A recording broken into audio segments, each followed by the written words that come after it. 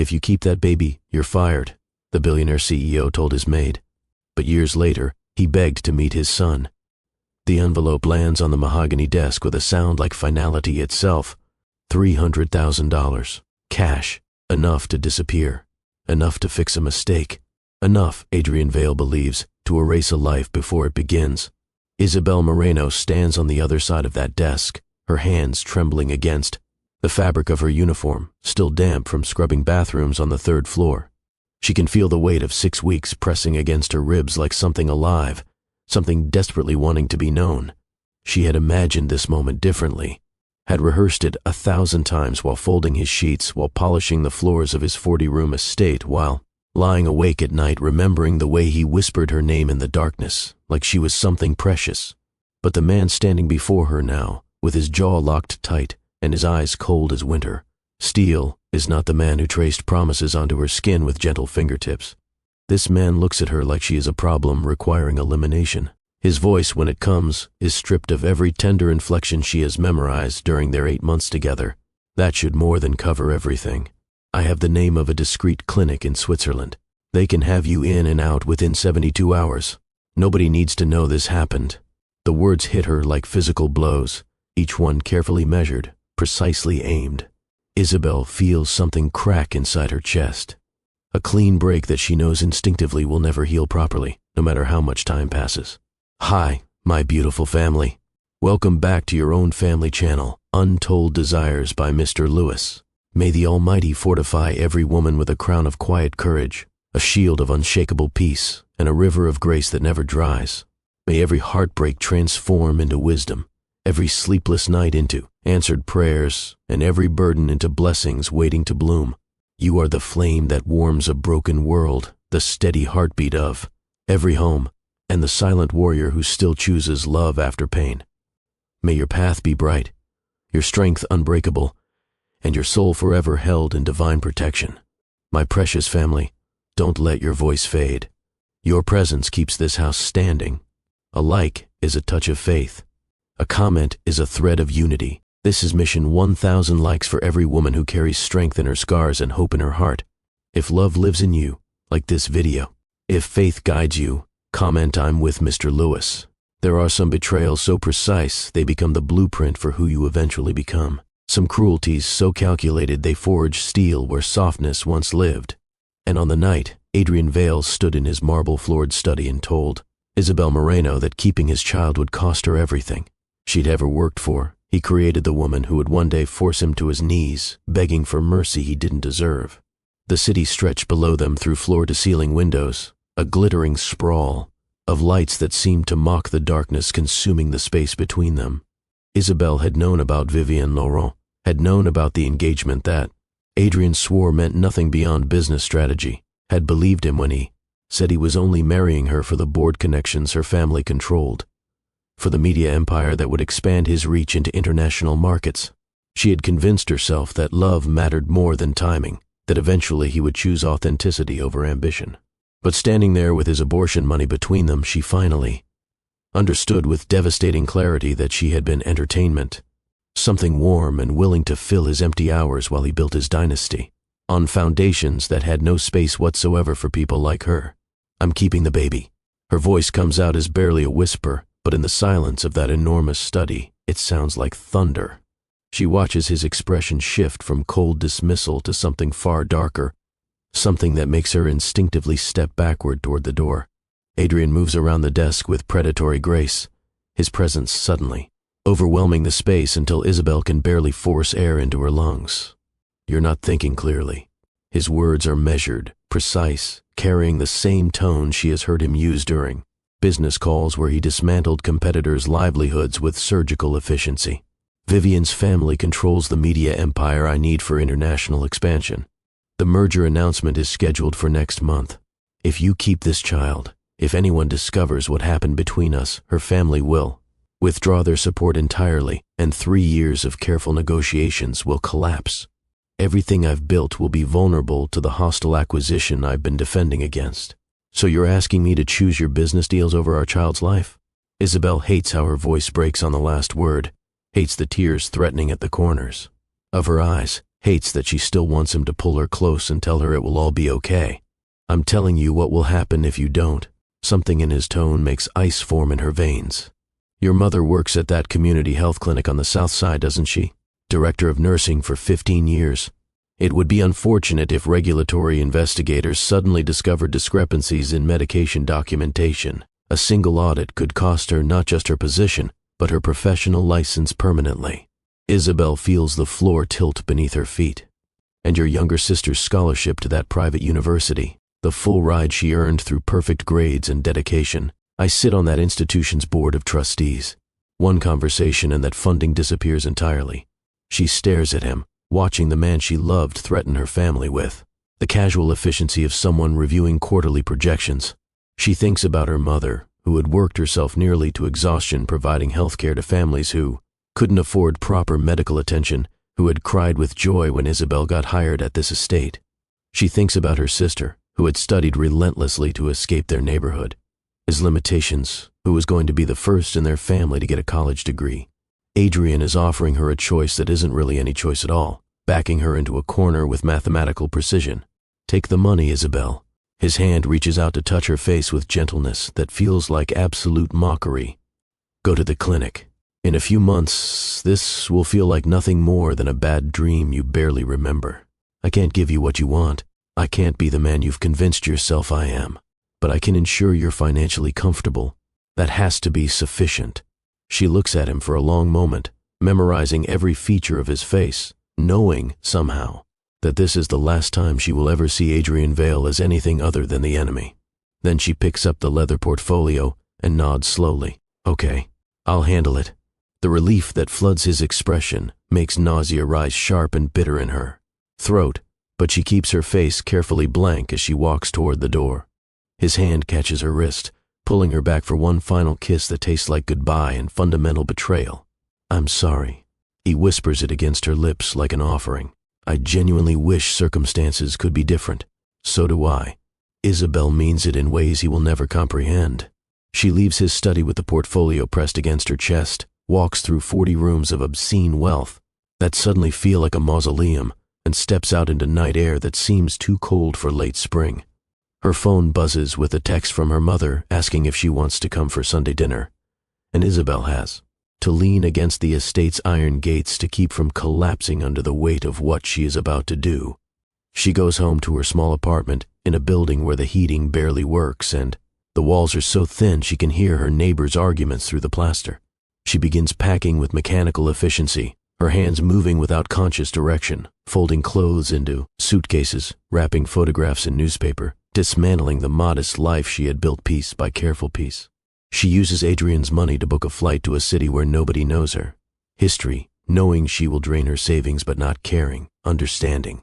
Only that she needs to disappear so completely that Adrian would have no reason whatsoever to follow through on his threats against her family. Her mother would be devastated. Her sister would demand explanations. But Isabel couldn't tell them the truth without putting them directly at risk.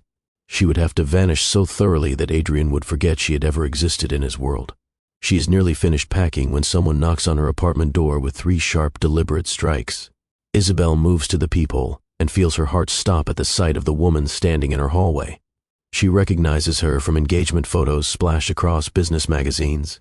Vivienne Laurent, tall and elegant with the kind of beauty that came from generational wealth and professional styling, her presence radiating casual power even in Isabel's shabby corridor. Vivienne knocks again, harder, and when Isabel doesn't answer, her voice filters through with cultivated politeness, masking something far more dangerous. Isabel Moreno, I know you're in there. I just want to talk for a moment. There's no need for alarm. Every instinct screams at Isabel to stay silent, to remain frozen behind her locked door until this woman leaves. But before she can move away from the peephole, she hears metal scraping against her lock. Vivienne is actually picking it, breaking in with the confidence of someone who had never faced consequences for anything. Isabel stumbles backward, reaching for her phone, but the door swings open and Vivienne fills the frame, her smile never wavering despite the obvious intrusion. You're making a significant mistake. Vivienne steps inside uninvited, closing the door behind her with a soft click that sounds like a prison cell locking. My engagement to Adrian cannot have complications. My family has invested considerable resources positioning him as the ideal partner for our media expansion. I'm not marrying him for romance, Miss Moreno. I'm marrying him because together we create a dynasty that will dominate multiple sectors for generations. You and your pregnancy represent a direct threat to years of strategic planning. Get out. Isabel's voice comes out thin and terrified rather than commanding. Adrian gave you money, which was more generous than you deserved.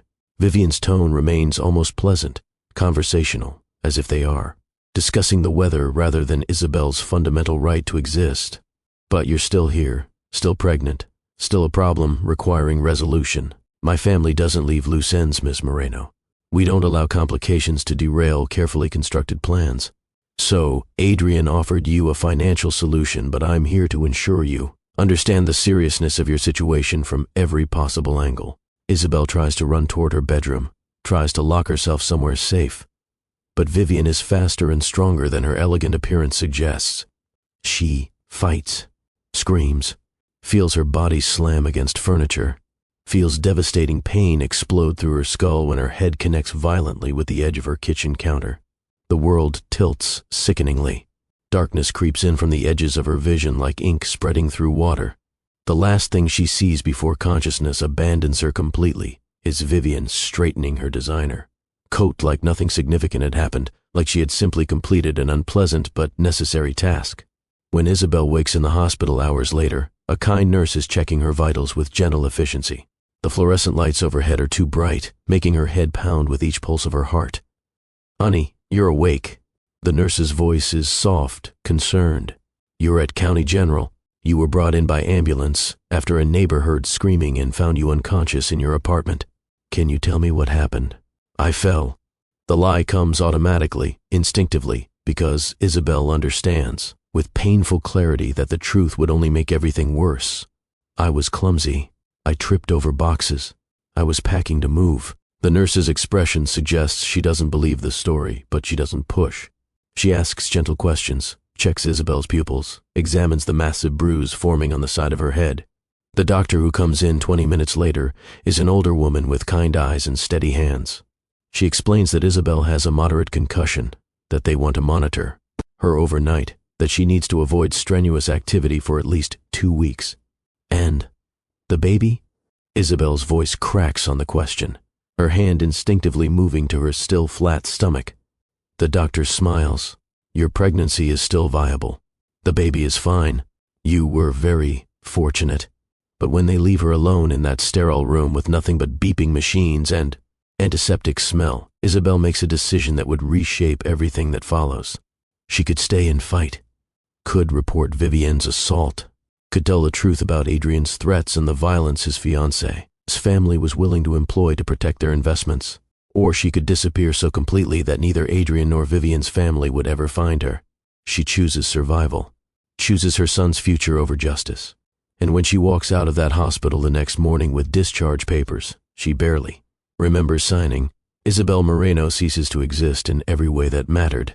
The woman who boards a flight that afternoon carries no name Adrian Vale would recognize. Nothing but his blood money and fierce determination to transform his cruelty into something he could never destroy. The coastal town where she lands is small enough that nobody asks questions, big enough that a pregnant stranger can disappear into the rhythms of ordinary life. She finds work at a family restaurant where the owner needs help and doesn't require extensive background checks. She serves tables with a smile that doesn't reach her eyes, pockets tips that will have to stretch impossibly far, and tries not to think about the life she left behind. Her mother calls her disconnected number 17 times before finally leaving a voicemail that Isabel listens to once and then deletes, her hand pressed against her mouth to keep from sobbing aloud. "Mija, where are you?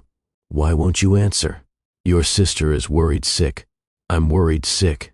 If you're in some kind of trouble, please just come home. We'll figure it out together. Please, baby. Please, just let us know you're alive." But Isabel can't go home, can't risk Adrian discovering where she went, can't put her mother and sister in the crosshairs of people powerful enough and cruel enough to destroy them without hesitation. So she stays silent, lets them believe whatever story makes the pain easier, and focuses every ounce of her energy on surviving long enough to bring her son into the world. The pregnancy progresses with complications that terrify her, severe morning sickness that leaves her dehydrated and weak, blood pressure issues that require monitoring, a small bleed at 20 weeks that sends her to the emergency room convinced she is losing everything. But somehow, impossibly, the baby holds on. She works until her 8th month, until her feet are so swollen she can barely stand for her shifts, until the restaurant owner gently tells her she needs to rest, that she looks ready to collapse at any moment. Adrian's $300,000 is dwindling faster than she anticipated. The apartment, the food, the medical bills. She tries to budget carefully, but everything costs more than she expected, and she has no safety net, no family to fall back on, no backup plan beyond sheer stubborn determination to survive. She gives birth on a cold February morning in a small regional hospital, laboring alone in a sterile room while nurses she barely knows offer encouragement and hold her hand when the contractions become unbearable. There is no partner coaching her breathing, no family waiting anxiously in the lobby, no celebratory flowers or balloon bouquets, just Isabel and the excruciating work of bringing life into the world while simultaneously feeling like she is dying. And then suddenly, impossibly, after 14 hours of labor that leaves her shaking and exhausted and convinced she cannot possibly continue for one more second, the doctor is placing a tiny, squalling infant on her chest. It's a boy. The doctor's voice seems to come from very far away. He's healthy. Perfect APGAR scores. Congratulations, Mama. Isabel looks down at her son, at his tiny, scrunched face and his dark hair still wet from birth, at his miniature hands curled into fists like he is already prepared to fight the world. And she falls in love with an intensity that terrifies her.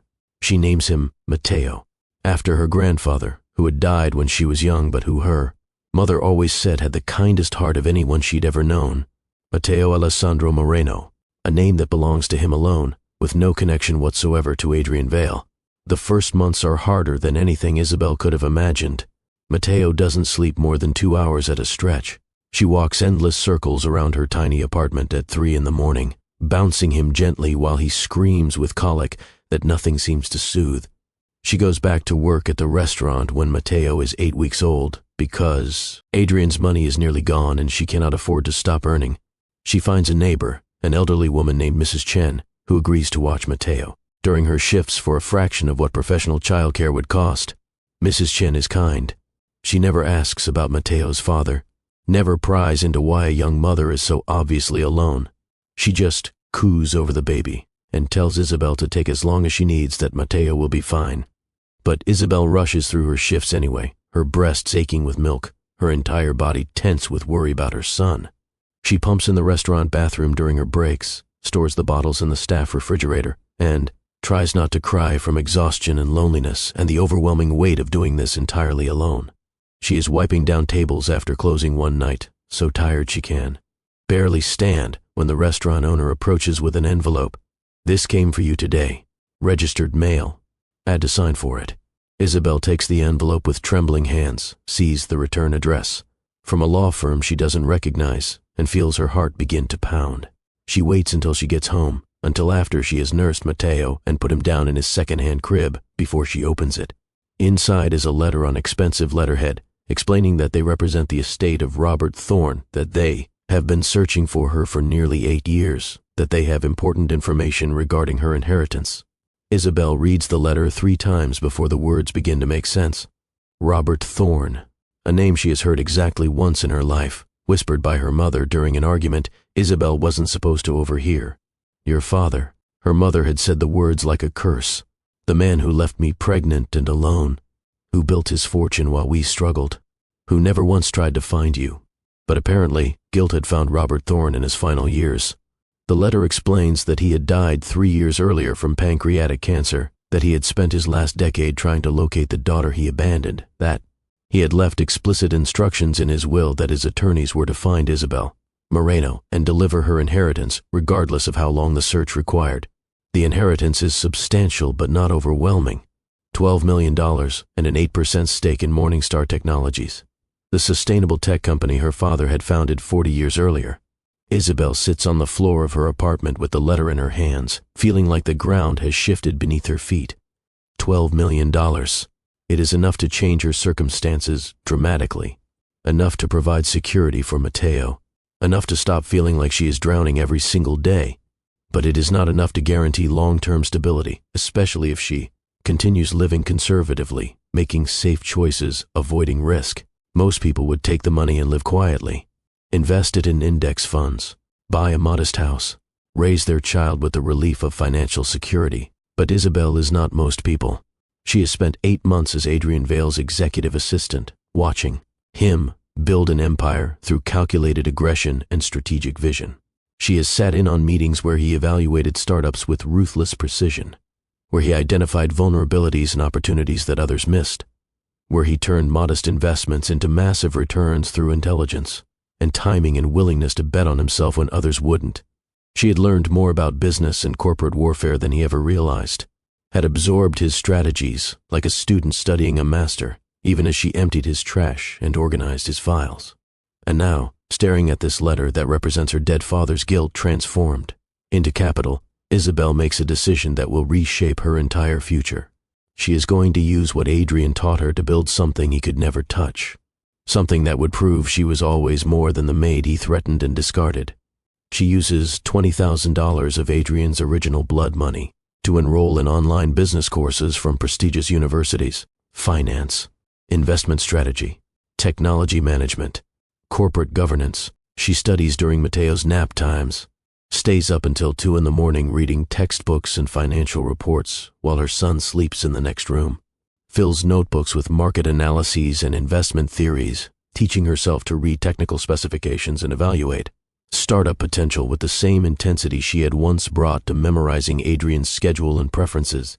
Mrs. Chen, bless her generous heart, begins watching Mateo for longer hours when she sees how seriously Isabel is pursuing her education. She waves away Isabel's attempts to pay her more, insisting that Mateo is like a grandson she never had, that caring for him is a joy rather than a burden. When Mateo is 10 months old, Isabel has educated herself enough to recognize something the current management at her father's company had completely missed. They are ignoring a breakthrough in renewable battery technology developed by 3 researchers at a small university laboratory. The researchers are brilliant. Their technology is potentially revolutionary, but they lack traditional credentials, lack connections to elite academic institutions, lack the pedigree that makes traditional investors feel comfortable. The old men running Morningstar Technologies have dismissed the startup entirely, unable to see past the founder's lack of conventional qualifications. But Isabel sees what they cannot, sees the elegance of the solution, sees the market need, sees 3 women who remind her painfully of herself, overlooked and underestimated, and brilliant despite everyone's inability to recognize it. She uses $6 million of her inheritance to acquire a controlling stake in the research startup, a gamble that terrifies her because failure would mean she had squandered half her financial security on a single desperate bet. Her hands shake when she signs the investment documents. Mateo is playing on the floor nearby, stacking colorful blocks and babbling happily, completely oblivious to the fact that his mother just bet his entire future on a technology most people don't believe in. For the next 24 months, Isabel lives on the remaining $6 million while her investment either vindicates her vision or proves she was catastrophically wrong. She continues taking courses, continues educating herself, begins attending technology conferences where she networks aggressively, introduces herself to people who might open doors, learns to speak their language fluently enough that they stop seeing her as an outsider. The 3 researchers she invested in work around the clock, driven by someone finally believing in them enough to provide real resources. They hit milestone after milestone, solve problem after problem, create something genuinely innovative. And then, 23 months after Isabel's investment, a major automotive manufacturer licenses the battery technology for $400 million. Isabel's stake is suddenly worth $50 million. She is sitting in her apartment when the news breaks, watching Mateo toddle around on unsteady legs, and she has to press both hands against her mouth to keep from screaming with relief and triumph and overwhelming gratitude. She is not just surviving anymore. She is building real, substantial capital. But money alone doesn't make her powerful. What comes next requires something far more difficult than financial risk. It requires Isabel to step out of hiding and claim her father's name publicly, to expose herself to potential discovery. She shows up at Morningstar Technologies headquarters on a Tuesday morning, wearing a suit she bought specifically for this moment, Her 8% stake gives her the right to attend board meetings. Her $50 million gives her credibility. The old men sitting around that conference table look at her with barely concealed contempt. They see a young woman, barely 30 years old, with no formal business degree, no traditional pedigree, no apparent qualifications beyond inheriting her father's guilt money. They have no idea who they are dealing with.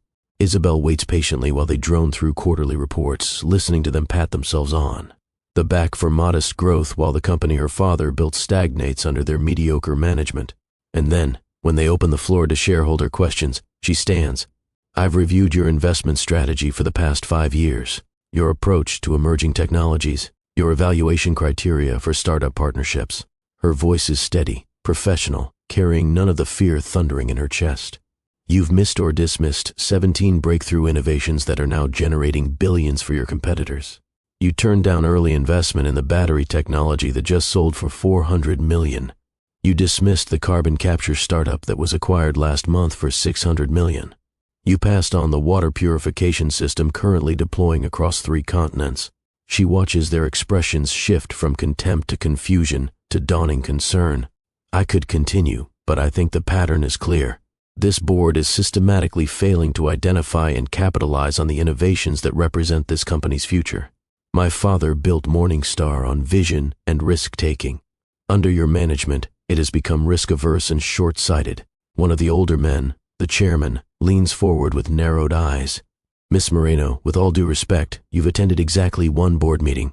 You lack any formal training in our industry. What exactly makes you think you're qualified to critique decades of combined experience? Isabel smiles. The $50 million I just made, identifying an opportunity you all missed. The 17 other investments in my portfolio that are outperforming your fund by an average of 42%. And the fact that I'm now the 2nd largest individual shareholder in this company, which gives me the right to demand accountability. She sits back down, her heart pounding, while silence stretches across the conference room. The battle for control of Morningstar Technologies takes another 18 months. Isabel builds coalitions with other frustrated investors who recognize the board's incompetence. She recruits brilliant engineers from overlooked backgrounds, people who remind her of the 3 researchers she first believed in.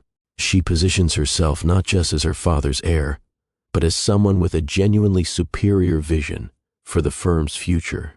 She makes investments that others dismiss, finds solutions to problems traditional thinking cannot solve, builds a reputation for seeing potential where conventional wisdom sees only risk.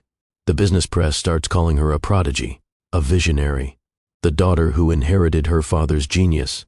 They have no idea that every successful decision is driven by memory of being dismissed and threatened, that every hire of an overlooked founder is an act of revenge against a world that tried to destroy her when she was most vulnerable. By the time Matteo turns 4, Isabel has not only won control of Morningstar Technologies, but has quintupled its valuation. She is no longer the terrified Maid fleeing violence in the night. She is Isabella Thorne, CEO of one of the most successful sustainable technology companies in the sector. She has wealth Adrian Vale will never achieve, respect he will never command, power he will never wield against her again.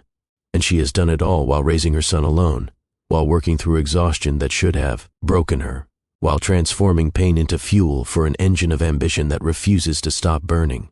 But there are costs to success that no financial report can capture.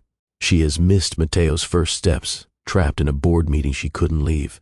She has hired a nanny when he was 8 months old, not because she wanted to, but because she couldn't afford to stop working, couldn't risk losing momentum when her entire financial security and her son's future depended on proving herself in a world designed to exclude people like her. She has built an empire while also carrying trauma that never fully heals, has conquered boardrooms while still startling awake some nights, heart pounding, reliving the moment Vivienne's hands shoved her into that counter. But she has survived, has thrived, has become someone Adrian Vale would never recognize, and she is not finished yet. 5 years after fleeing the city where Adrian destroyed her, Isabel receives an invitation to speak at a technology summit in the downtown convention center. The same city, the same streets, the place where her old life ended and her new life had to begin from ashes. She debates declining. Matteo is settled in their coastal town. They have built a life that feels safe, insulated from the past. But something in Isabel refuses to hide anymore. refuses to let Adrian Vale's cruelty dictate where she can and cannot go. So she accepts the invitation, books flights, arranges for her nanny to accompany them because Matteo is still too young to be left behind. And on an ordinary afternoon in late spring, Isabella Thorne walks onto a conference stage in front of 800 people and delivers a presentation about innovative approaches to sustainable technology that receives a standing ovation. She doesn't know that Adrian Vale is sitting in the audience, watching her with an expression like someone seeing a ghost. She doesn't know that his entire world is about to shift on its axis in a way he cannot begin to process.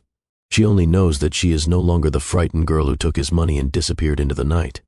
She is the woman who turned his cruelty into power he will never touch. And when their eyes meet across that conference hall, when recognition flares between them like lightning striking, Isabel feels absolutely nothing except cold, devastating indifference. He had his chance to be part of something beautiful. He chose money and power and strategic alliances instead. Now she has all three, and he has nothing she wants. The confrontation happens backstage, in a corridor where other speakers and executives mill about with coffee and conversation. Matteo is with the nanny nearby, examining something in her purse with the focused intensity only 4-year-olds can achieve. Adrian approaches like a man walking toward an execution, his face pale, his hands shaking. Isabel, just her name, nothing else. As if 5 years of silence could be bridged with a single word. She turns to face him with the practiced neutrality she uses for business acquaintances she barely remembers. Mr. Vale, I didn't realize you would be attending this summit. His eyes move past her to where Matteo stands, and she watches him do the math. Watches recognition crash across his features like a wave. You kept him. His voice breaks on the observation, raw and unguarded in a way she has never heard. I kept my son. Isabel's correction is precise, each word carefully enunciated. He has nothing whatsoever to do with you. He has my eyes. Adrian's statement sounds like a plea. He has his own eyes, his own life, one you're not part of and never will be. Isabel feels the nanny watching them with confusion, feels other people beginning to notice the tension crackling between them. Now, if you'll excuse me, I have a flight to catch. She turns to leave, to gather Matteo and disappear before Adrian can say anything else. But his hand shoots out instinctively, catching her wrists the way he had that last night in his study. Isabel jerks away from him with such force that several people turn to stare with obvious concern. Don't. Her voice drops to a whisper that cuts deeper than any scream could have. Don't touch me. Don't speak to me. Don't pretend you have any right whatsoever to know anything about my life.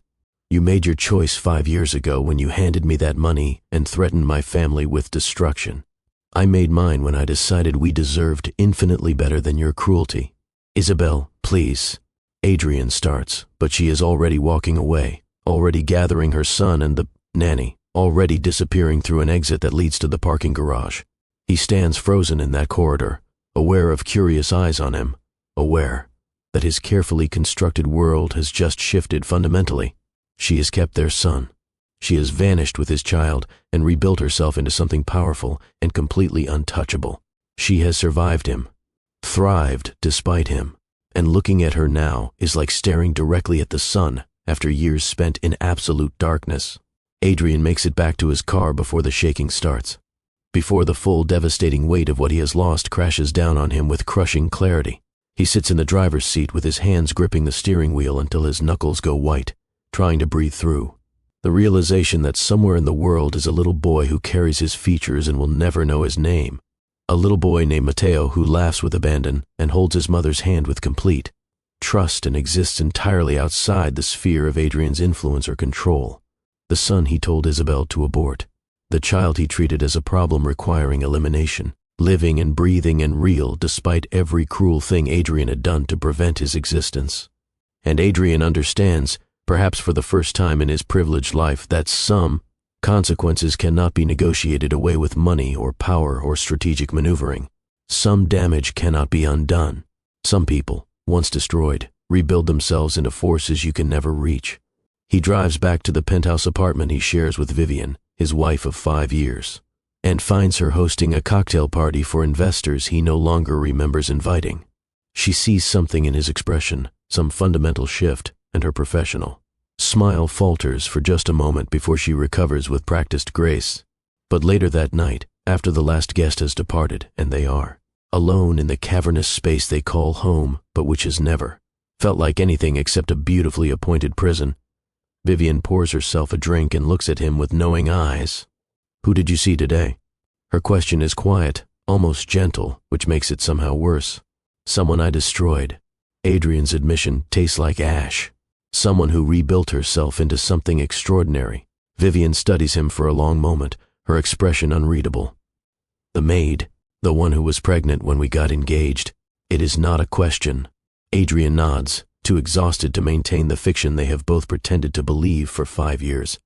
"She kept the baby. It's a boy. He looks exactly like me." Vivian's laugh is sharp and cutting, the sound of someone who had anticipated this moment and prepared accordingly. Of course she did. Of course she built herself into someone formidable. Because that's what happens when you underestimate people. When you threaten them and discard them and assume they'll simply disappear because you want them to. She finishes her drink in one long swallow. "I knew you were in love with someone else when we married. I saw it in your eyes at the altar. That distance, that hollow space where real feeling should have been. But I told myself it didn't matter because we were building something bigger than romance, something that would last longer than passion." She sets down her glass with exaggerated care. "I was clearly mistaken about that assessment." Adrian stands, tries to find words that might bridge the chasm that has always existed between them. But Vivian holds up her hand to stop him. "I don't need explanations. I need to know if you're planning to leave me for her. If you're going to blow up our arrangement because you can't stop obsessing over the woman who got away. My family's media connections keep your company stable, Adrian. Without them, you're vulnerable to the acquisition attempts you've been fighting off for years. She doesn't want me." The admission tastes like defeat. She's moved on completely. Built a life I have absolutely no part in. She made that exceptionally clear. But you can't let it go. Vivian's observation is clinically accurate, neither sympathetic nor cruel. You're going to keep pushing, keep investigating, keep trying to force your way into their lives until you destroy everything we've built together. I can see it happening already. She is right, and they both know it with absolute certainty. Over the following weeks, Adrian engineers situations that would put him in Isabel's professional orbit. He accepts speaking engagements at conferences where he knows she will be presenting, arranges business meetings with companies where her venture capital firm holds major stakes. Each encounter is brief and professionally distant, Isabel treating him with the polite indifference she would show any business acquaintance she barely remembers, never giving him an opening to discuss anything personal or meaningful. He watches her navigate boardrooms with lethal grace, watches her dismantle weak arguments with precise logic, watches her command respect in spaces that should be intimidating, but instead seem almost dull compared to her overwhelming presence. And he hires a private investigation firm to learn everything about the life she built from the ruins he created. The report arrives 2 weeks later, comprehensive and devastating. It details her complete journey, the hospital admission after Vivian's assault, the small coastal town where she disappeared, her son's birth, alone in a regional hospital with no partner, no family, no support, the months of survival on his blood money while working as a server in a family restaurant, the inheritance from the father she never knew that changed everything, the investments she made with strategic brilliance that rivaled his own. But what destroys Adrian more than Isabel's financial success is learning about the cost, the pregnancy complications she endured without support, the sleepless nights caring for an infant while studying business strategy, the years of fighting to prove herself in a world designed to exclude people like her. The report includes photographs, Mateo as a newborn in Isabel's exhausted arms, Mateo's first birthday with just Isabel and the elderly neighbor who had helped care for him, Mateo's third birthday party at a park surrounded by the small community Isabel had built through sheer force of will, and recent photographs showing Isabel engaged to Dr. Nathan Cross, a research oncologist with an impeccable reputation, and the kind of steady kindness that probably makes him the exact opposite of everything Adrian represents. Nathan appears throughout the file, his arm around Isabel at charity events, his hand holding Mateo's as they walk through farmers markets, his presence in their lives so natural and comfortable it makes Adrian want to put his fists through expensive furniture. There is one photograph Adrian returns to obsessively, taken at what looks like Mateo's 4th birthday party. Isabel is laughing at something their son had said, her face holding genuine joy that makes her look younger and more carefree than Adrian has ever seen her. But if you look closely, You can see exhaustion around her eyes. Can see the weight she carries of someone who has built something magnificent while also carrying trauma that never fully heals. She has won, but winning required sacrifices no person should have to make alone. Vivian finds him in his office late one night, still staring at photographs of Isabel and Mateo on his computer screen. She stands in the doorway wearing her silk robe, her face revealing nothing about her thoughts. That's your son, not a question, but a statement of undeniable fact. You had a child with another woman and never told me. Yes, Adrian's admission is barely audible. It's complicated. He starts, but Vivian cuts him off with a laugh that holds absolutely no humor whatsoever. Everything with you is complicated. I don't need explanations. I need to know if you're planning to leave me for her. She doesn't want me, Adrian says, and the words taste like ash in his mouth. But you can't let it go. You're going to keep pushing, keep investigating, keep trying to force your way into their lives until you destroy everything we've built together. Vivian's assessment is accurate, and they both know it. What Adrian doesn't realize, what he cannot see through his obsessive focus on understanding, Isabel's success is that she is not simply moving on with her life and ignoring him. She is watching him back, studying his weaknesses with the same strategic mind that built her empire, waiting for the perfect moment to demonstrate exactly what happens to men who thought their power made them untouchable and their cruelty without lasting consequences. The hostile takeover of Adrian's company comes from a direction he never anticipates. Not from the European consortium he has been defending against for years, but from a shell corporation that seems to materialize overnight with the specific purpose of destroying everything he has built. The attack is surgical and devastating, targeting his company's exact vulnerabilities with the kind of inside knowledge that suggests someone who understands his business intimately. Adrian's lawyers work frantically to identify the real owners behind the shell corporation, but the legal structures are complex and deliberately obscure, designed to hide the true source of the assault. It takes 3 weeks of intensive investigation before they finally trace the ownership chain back to its origin. And when Adrian sees the name on the final document, he feels his entire world tilt sideways. Morningstar Technologies, Isabel's company. She is not just refusing to help him. She is actively orchestrating his complete destruction. The realization hits him with the force of a physical blow. Every business decision he had made over the past year, every strategic move he thought was securing his position, had been carefully observed and countered by someone who knew exactly how he thought and operated. Isabel had been planning this destruction for far longer than he realized, positioning her pieces with patient precision, while he remained completely oblivious to the trap closing around him. And suddenly, terrifyingly, Adrian understands that he is not the protagonist in this story trying desperately to make amends for past mistakes. He is the villain. And villains, he is learning far too late, do not get redemption or happy endings just because they finally recognize the full scope of their crimes. They get exactly what they deserve, nothing more, nothing less.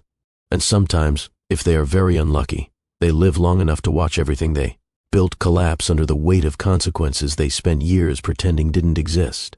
Vivienne files for divorce with the same ruthless efficiency she applies to hostile business negotiations. Her lawyers move with such speed that Adrian barely has time to hire adequate legal representation before the first devastating wave of destruction hits his carefully constructed life. The papers arrive at his office on an ordinary Tuesday afternoon, delivered by a process server who seems almost apologetic about the sheer thickness of the legal documents he places directly into Adrian's shaking hands.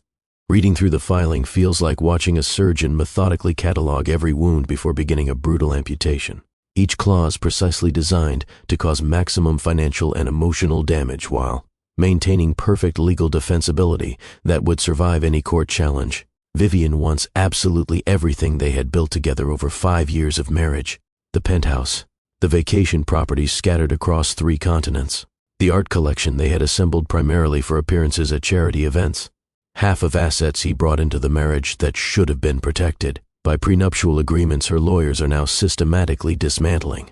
But far more devastating than the division of physical assets is the timing Vivian has chosen with obvious calculation. The divorce filing is coordinated perfectly with her family's announcement of their intention to sell their substantial board holdings in Adrian's company. Time to create maximum chaos at the exact moment he is most vulnerable to the European takeover attempt that has been circling like a shark for months.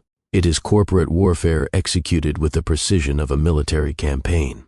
Every move planned to ensure his complete destruction.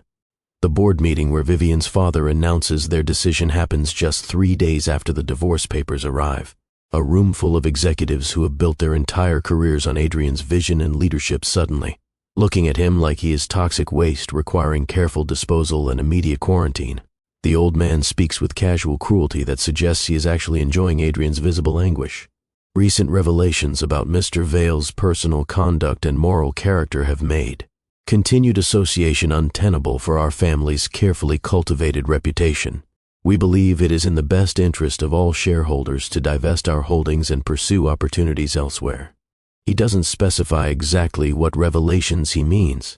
Doesn't need to, because the way several board members avoid Adrian's eyes suggests that damaging stories are already circulating through carefully selected channels. Edited versions of his history with Isabel that paint him as a predator who sexually harassed an innocent young employee and then abandoned her when she became pregnant. Adrian tries desperately to fight back, presents alternative investment opportunities that could theoretically keep the company stable without Vivian's family support. But the damage has already been done with surgical precision. By the end of that catastrophic meeting, 3 more board members announced their intention to resign immediately, citing vague personal reasons that fool absolutely nobody in the room. Within a single week, the European conglomerate increases their takeover offer substantially, clearly sensing blood in the water and moving with the terrifying speed of predators who recognize mortally wounded prey. Adrian finds himself fighting an impossible war on multiple fronts simultaneously, trying to save his disintegrating marriage while defending his collapsing company while managing a media strategy that is spiraling beyond any possibility of control. The business press runs increasingly unflattering photographs of Adrian leaving his lawyer's offices looking haggard and desperate. Meanwhile, Vivian appears poised and sympathetic in carefully staged interviews that paint her as the wronged wife maintaining dignity despite devastating betrayal. She speaks eloquently about the challenges of marriage to an ambitious man who prioritized career over family, hints delicately at betrayals she is too classy to detail publicly, allows the audience to fill in the blanks with assumptions that make Adrian look like a cheating villain who destroyed his own life through selfishness and catastrophically poor judgment. His company stock plummets as shareholders lose confidence in his leadership. The takeover offer becomes more aggressive as the European conglomerate senses that total victory is now inevitable. Adrian spends every waking hour in emergency meetings with lawyers and financial advisors, all of them telling him variations of the same message, that his position is completely untenable, that he needs to accept the takeover offer and salvage whatever he can from the smoking wreckage. But accepting defeat means acknowledging that Isabel has won absolutely, that she has taken his cruelty and transformed it into a weapon that destroyed everything he valued. He starts drinking more than he should, stops showing up to meetings or arrives completely unprepared, starts making increasingly desperate decisions driven by panic rather than strategy. His assistant quits after he snaps at her viciously over a minor scheduling error. His remaining executives begin very obviously updating their resumes on company time. The office takes on the hollow feeling of a place where people show up, only to witness a slow-motion collapse they are powerless to prevent. The takeover proceeds inexorably toward completion. His board votes to accept the European conglomerate's final offer after the last remaining investors pulled their support. Adrian is offered a face-saving consulting position in the merged company, a token gesture everyone understands is really just a way to ease him out slowly while maintaining minimal legal liability. On his last day as CEO of the company he built from nothing, he cleans out his office completely alone after everyone else has already left for the day, packing awards and photographs that now feel like evidence of a person he used to be before everything fell apart. He leaves his company badge on the reception desk where security will find it in the morning, walks out into the parking garage where Isabel had vanished from his life that first terrible night, understanding that he has now vanished from his own life in ways that feel permanent and deserved. The destruction is complete, total, and he has no one to blame except the man staring back at him from his car's rearview mirror. Adrian moves into a rented apartment that costs more per month than some people earn in a year but feels like poverty compared to what he has lost. The space is generic, soulless, furnished with pieces that belong to no one and suggest nothing about the person living there. He drinks too much, sleeps too little, stops returning calls from the few friends who still bother checking on him. His brother calls from across the country where he has built a stable life completely untouched by Adrian's implosion. They talk for nearly 3 hours while Adrian confesses everything to someone who has known him before all of this happened. You can't fix what you broke. His brother's bluntness comes from someone who loves him enough to tell uncomfortable truths. And every day you stay there, every time you drive past places connected, to them, you're just picking at wounds that desperately need to scar over. Maybe you need to leave, Adrian. Maybe you need to accept that your presence in their city is punishment for them rather than penance for you. The words lodge in Adrian's chest like shrapnel, painful but accurate in ways he cannot deny or rationalize away. He has convinced himself that suffering in proximity to Isabel and Mateo is appropriate punishment for his crimes. But really, he is just making himself a constant threat they have to guard against, a shadow preventing them from feeling truly safe. Leaving would be the first genuinely selfless thing he has done in years, choosing their peace over his desperate need to be near them. Adrian starts making concrete plans to relocate, contacts headhunters about opportunities in other cities, begins the painful process of dismantling his life in the place where both his greatest successes and most devastating failures occurred. It feels simultaneously like cowardly escape and genuine accountability, running away from consequences while also removing himself as an ongoing source of harm and fear. On his last night in the city, Adrian drives past Isabel's building one final time, not stopping or even slowing down, just acknowledging that this is the physical space where his daughter lives and grows and exists without him.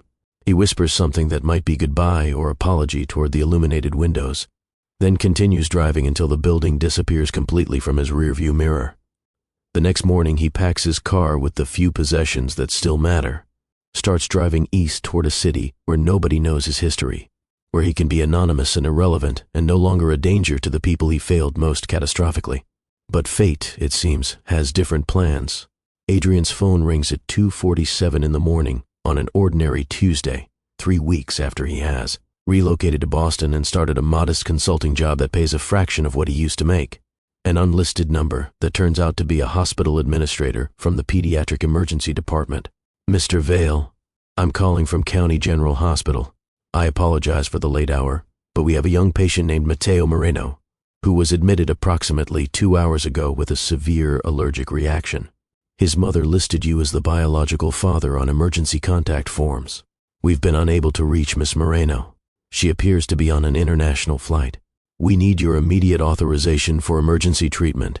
Adrian's hands shake so violently he can barely hold the phone. What happened? Is he okay? What do you need from me? The administrator's voice remains professionally calm. Mateo suffered anaphylactic shock from an unknown allergen.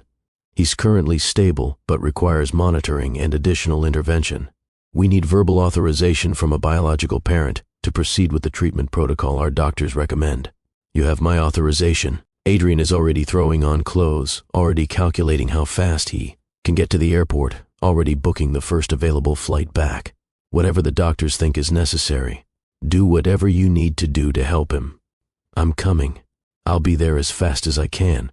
He arrives at the hospital 6 hours later, having driven to the airport, at speeds that should have gotten him arrested, having paid an obscene amount for a last-minute ticket, having spent the entire flight in a state of terror he has never experienced before. The pediatric intensive care unit is on the 4th floor. He finds the nurse's station and identifies himself with voice that shakes despite his attempts at control. A social worker appears within minutes, leading him to a private waiting room and explaining that Mateo suffered anaphylactic shock, that he is stable now but requires monitoring, that his mother is being contacted urgently but remains unreachable on her international flight. Can I see him? Adrian's question comes out as barely more than a whisper. The social worker hesitates. Are you listed on his birth certificate as the legal father? No. But I'm his biological father. His mother can confirm that when she arrives. Then I'm afraid you'll need to wait until she provides authorization. Hospital policy for non-custodial parents. The words hit Adrian like physical blows. He has no legal right to see his own son. His absence from Mateo's life for 5 years means he is essentially a stranger despite their genetic connection. He sinks into an uncomfortable chair in that sterile waiting room and waits with nothing but his terror and his guilt and the devastating, understanding of how completely he has failed this child who exists because Isabel was braver than he could ever imagine being. Isabel arrives 90 minutes later, still wearing business attire from her international flight, her face pale with terror that makes her look younger and more vulnerable than Adrian has ever seen. She ignores him completely as she speaks rapidly with doctors, demanding updates and explanations, her hands shaking. As she signs consent forms and asks questions with the focused intensity of someone barely holding herself together. Only after the medical team assures her that Mateo is stable and recovering does she finally turn to acknowledge Adrian's presence. "Why are you here?" Her voice is flat with exhaustion. "The hospital called me. You listed me as emergency contact. That was automatic from his birth records. It doesn't mean I wanted you here." They stand in that waiting room, two people connected by a son and separated by history too painful to simply forget. Adrian wants to say something meaningful, wants to apologize for everything, wants to bridge the chasm between them with words that might somehow matter. But his throat closes around everything except the most important question. "Can I see him? Just for a minute. I need to know he's okay." Isabel looks at him for a long moment, her expression unreadable. Adrian prepares himself for rejection, for the justified fury, for her to tell him that he gave up any right to see Mateo when he handed her that envelope and threatened her family. But then she nods slowly. 5 minutes. And if he wakes up and seems distressed, you leave immediately. She leads him to the pediatric intensive care unit where Mateo lies sleeping, his small face peaceful despite the 4 lines and monitors tracking every heartbeat and breath. Adrian approaches the bedside with reverent caution, looking at his son, properly for the first time since that brief glimpse at the conference, taking in his features, the dark hair that falls across his forehead, the curve of his cheek, the small hands curled loosely on the white hospital blanket. He is so small, so fragile and perfect. How do you survive the fear of loving someone this much? The question escapes before Adrian can stop it. You learn to live with terror. Isabel's voice comes from behind him, surprisingly gentle. You learn that loving someone means being perpetually vulnerable, and you accept that risk because the alternative is worse. When the 5 minutes end, Adrian thanks her with his eyes and leaves without protest. He finds her in the hallway afterward, her back against the wall, her composure finally cracking now that Mateo is safe. "He looks like you." She says it quietly, like an admission. He looks like himself. Adrian's voice breaks on the words. He looks perfect. They stand together in that hospital corridor, two people bound by a son and separated by damage too extensive to ignore. And for the first time since Isabel walked away from his office 5 years ago, they are simply too terrified, parents sharing the overwhelming relief of a child surviving something that could have ended differently. Adrian returns to his rented apartment in Boston and sits in darkness, understanding, with absolute clarity that he has no right to be part of Mateo's life, that the best thing he can do is continue staying away and let them heal without his interference. But 3 days later, his phone rings with Isabel's name on the screen. Mateo has been asking questions. She says it without preamble, her voice careful. "About who you are, why you were at the hospital." I told him the truth in age-appropriate terms, that you're his biological father, that you haven't been part of his life for complicated reasons, but that you care about him. Adrian's breath catches. What does that mean practically? It means maybe we try one supervised meeting, not because you deserve it, but because he deserves to know you exist. One meeting, Adrian. And if it goes poorly, that's the end of it. Okay. The word comes out rough with emotion. Whatever you think is right. Thank you, Isabel. Thank you for giving me any chance at all. The meeting happens in a public park on a Saturday afternoon. Neutral territory with plenty of witnesses and easy exit routes if things go wrong. Adrian arrives 30 minutes early and sits on a bench, watching families play and trying to control his shaking hands. Every scenario runs through his mind. Mateo hating him, Isabel changing her mind, him saying something wrong and destroying this fragile opportunity before it even begins. When Isabel arrives with Mateo holding her hand tightly, Adrian stands slowly, maintaining careful distance. The boy studies him with frank curiosity, dark eyes taking in every detail, processing something he doesn't fully understand yet. "Mateo, this is Adrian." Isabel's voice is gentle, encouraging. "The person I told you about. You were at the hospital." Mateo's voice is small but clear. "When I was sick." "That's right." Adrian crouches down to Mateo's level, keeping his movements slow and non-threatening. I wanted to make sure you were okay. Mama said you're my father.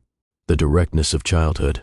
No artifice, no games, just truth-seeking. Yes, I'm your biological father, and meeting you today is one of the most important things that's ever happened to me. Why weren't you there before? The question every child in this situation eventually asks. The one that has no good answer. Because I made really big mistakes that hurt your mom. Sometimes grown-ups make choices they can't undo. Bad choices that have consequences that last a long time. Did you not want me? Mateo's voice gets smaller, more uncertain, and Adrian feels his heart break completely. I was scared and selfish, but that was my failure, not yours. You are wanted, Mateo. You've always deserved better than my fear. Isabel is watching with tears in her eyes despite herself. They talk for 20 minutes, the conversation meandering through topics that matter to 4-year-olds, dinosaurs, science projects, whether Adrian likes soccer, the name of his favorite color. Adrian listens with complete attention, asks questions that show genuine interest, never tries to claim significance he hasn't earned through presence and consistency. When Mateo mentions he doesn't have a father like other kids, Adrian's expression flickers with pain he can't quite hide. You do have a father. He says it carefully, honestly. Sometimes parents can't be together for complicated grown-up reasons, but that doesn't mean they don't care. Your father cares about you very much, Mateo. He thinks about you every day. Are you my father? The question is so direct it takes Adrian's breath away. He looks at Isabel, his expression asking permission. She nods slightly. Yes, I'm your father, and I wish more than anything that I could have been there for all the important moments. But I'm here now, if you and your mom think that's okay.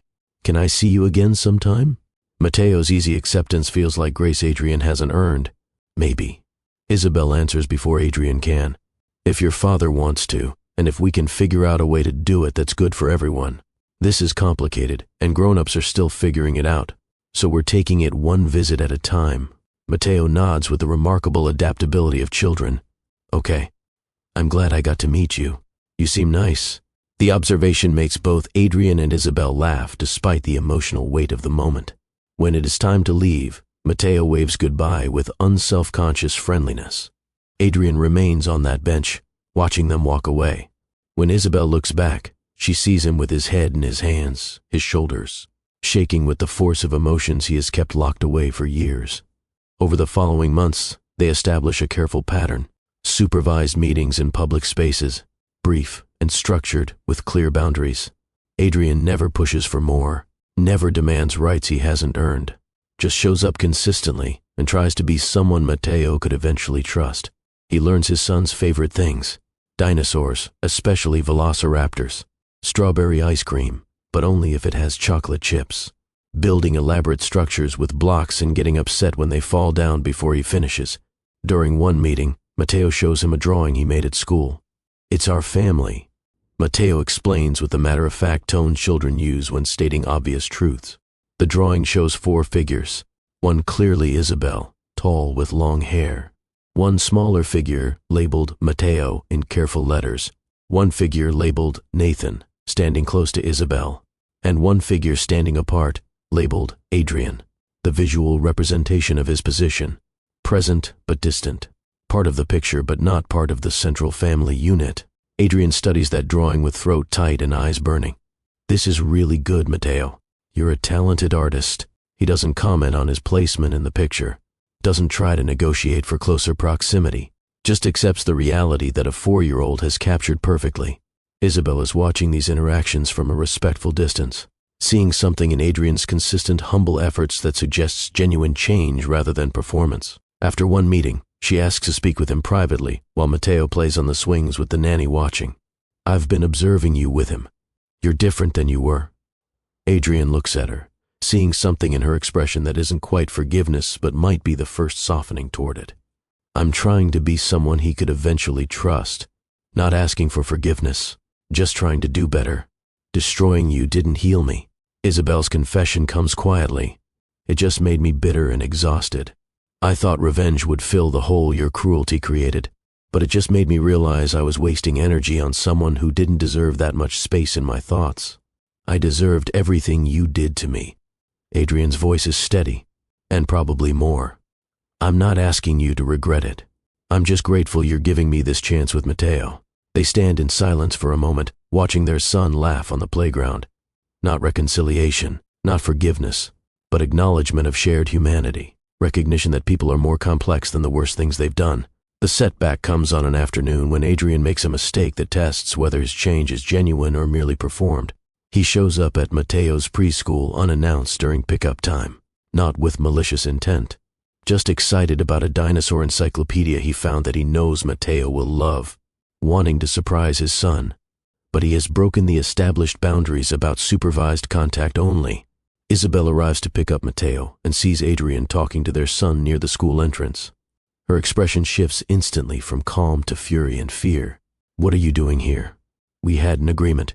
Her voice is cold, controlled, but Adrian can hear the panic underneath. I'm sorry. I just found this book, and I thought. He starts, but she cuts him off. You don't get to just show up. That's exactly the kind of entitled behavior that destroyed us before. You follow the rules we established, or this stops immediately. Matteo is watching them with confusion, with fear that his mother is angry and he doesn't understand why. You're absolutely right. Adrian says it quickly, clearly. I got excited, and I forgot that your boundaries exist to protect Matteo and you. It won't happen again. He hands the book to Isabel rather than directly to Matteo. This is for him when you think it's appropriate. I'm leaving now.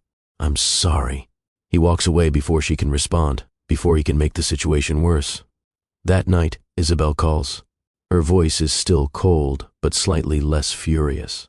You don't get to violate boundaries just because you're excited. That's the problem, Adrian. You've always thought your intentions justified your actions, but impact matters more than intent. You're absolutely right. He doesn't make excuses, doesn't defend himself. I screwed up. If you need to suspend visits, I understand completely. Your trust is more important than my feelings. The silence stretches long enough that Adrian thinks she might have hung up. We can continue, she finally says, but boundaries are non-negotiable. They exist for Matteo's safety and my peace of mind. One more violation, and we're done. I understand. Thank you for the second chance. After she hangs up, Adrian sits in his apartment and thinks about how the old version of himself would have responded to that confrontation, would have made excuses, would have blamed her for being too rigid, would have felt entitled to see his son however and whenever he wanted. The fact that his immediate response now is accountability rather than defensiveness suggests something has fundamentally shifted. But he also understands that one moment of accountability doesn't erase 5 years of cruelty, doesn't magically restore trust, doesn't mean he deserves forgiveness or reconciliation. It just means he's learning, slowly and painfully, that other people's boundaries matter more than his desires. 2 weeks later, visits resume with reinforced understanding about expectations. And Adrian shows up exactly as agreed. No surprises, no boundary violations, just consistent, respectful presence. 1 year passes with this careful pattern. Then another 6 months. Matteo's 6th birthday party happens at a public park. Isabel tells Adrian he can attend for 30 minutes, that Nathan will be there as well, since he is the primary father figure in Matteo's life, that Adrian's role will be peripheral.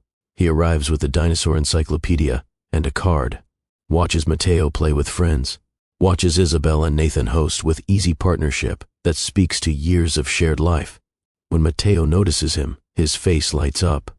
Adrian, you came. Come see my cake. It has velociraptors on it. Adrian spends exactly 30 minutes at the party. Present but not central. Included but maintaining appropriate distance. When it's time to leave, he waves goodbye from across the park rather than interrupting Matteo's game with friends. Bye, Adrian. Thanks for coming. Thanks for the book. Matteo's easy acceptance, his genuine pleasure at Adrian's presence. Feels like a gift Adrian hasn't earned but will protect fiercely.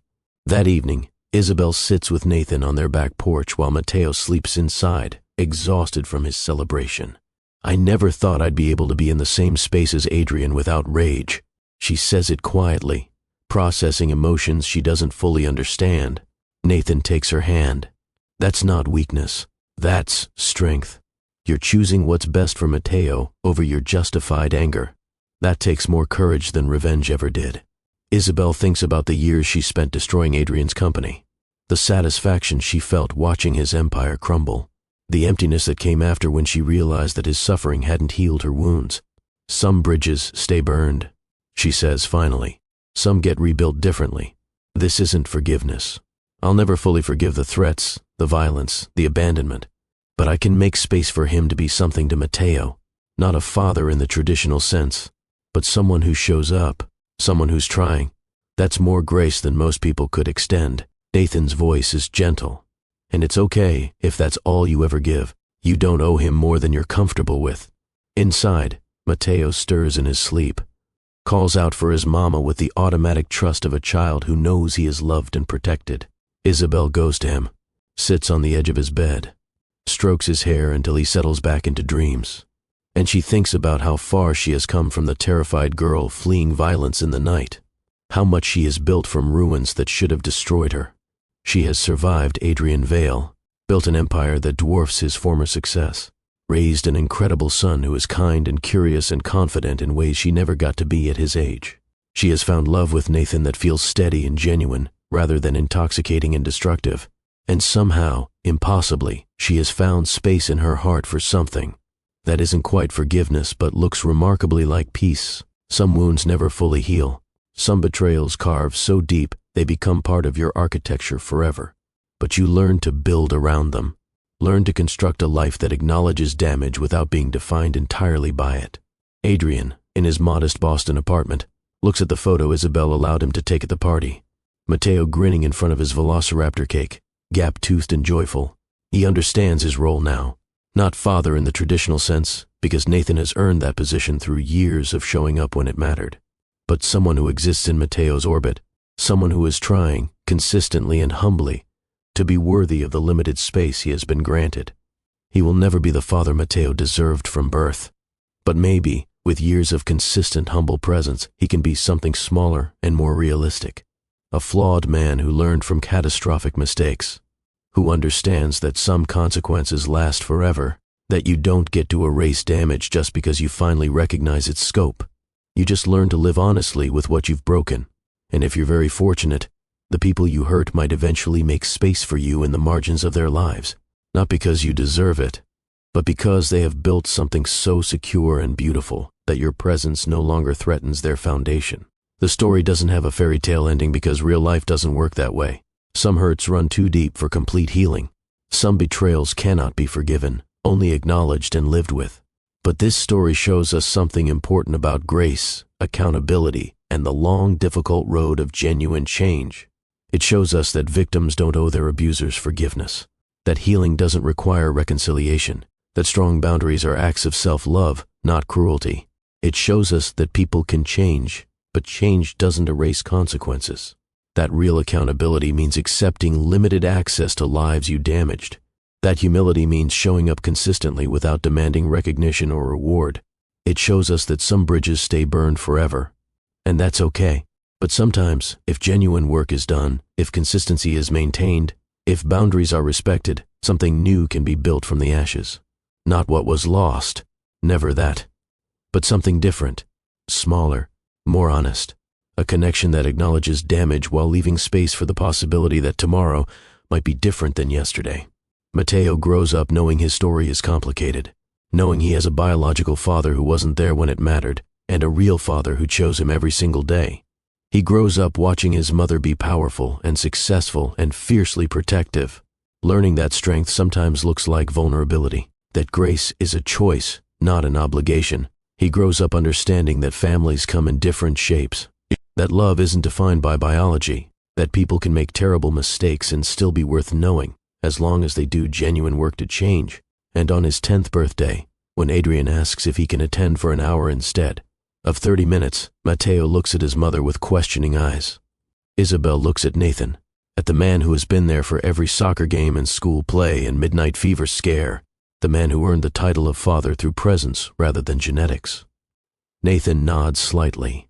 An hour is fine, Isabel tells Adrian, but you leave when we say it's time. Of course. Adrian's gratitude is quiet and genuine.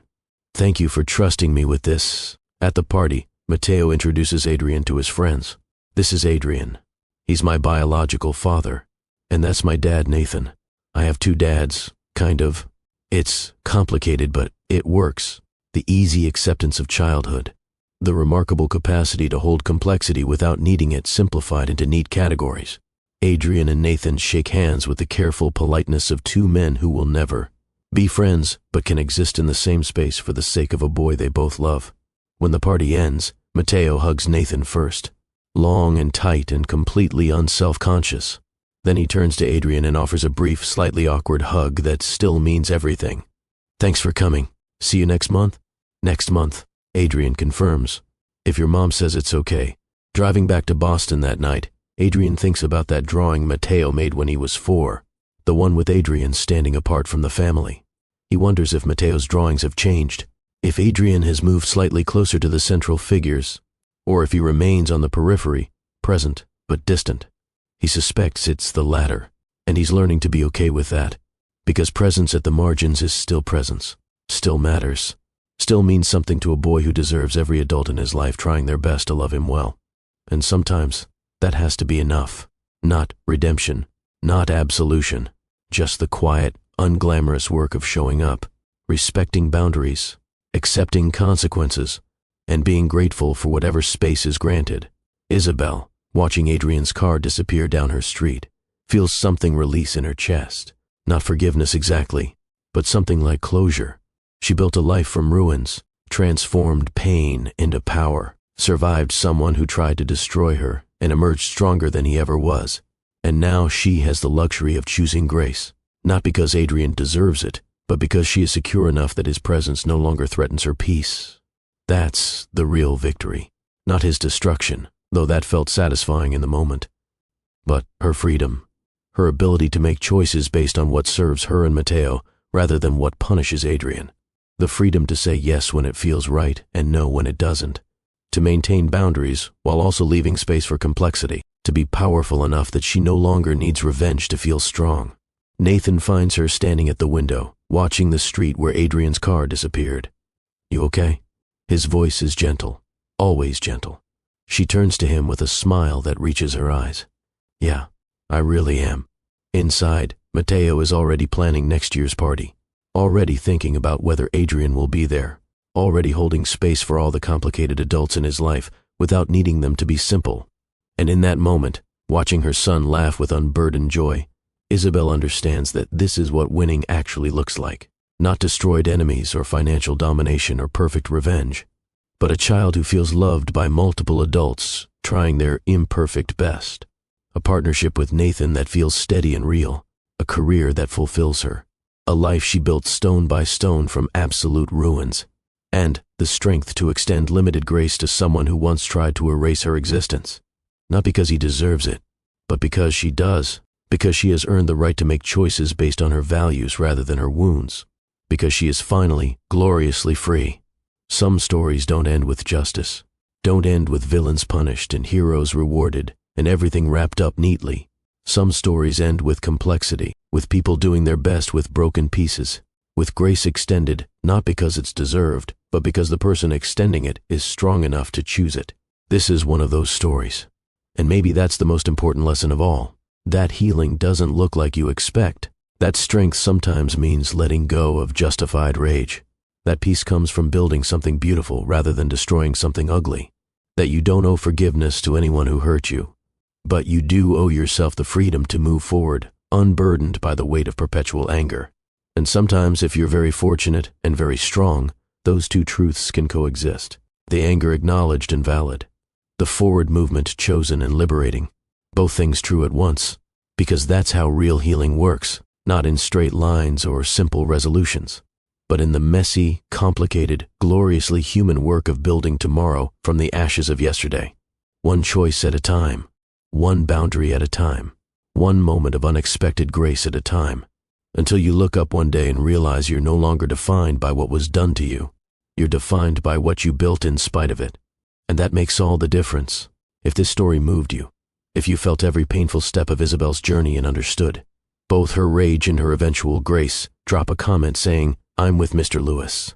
Share this with someone who needs to hear that survival is possible, that strength can be forged from suffering, that healing doesn't require forgiving those who hurt you, but it does require choosing your own freedom over perpetual anger. Subscribe to Untold Desires by Mr. Lewis for more stories that challenge your assumptions about forgiveness, redemption, and what it means to truly overcome devastating betrayal. For stories that don't just entertain but transform the way you see strength, grace, and the long, difficult work of rebuilding after someone tries to destroy you.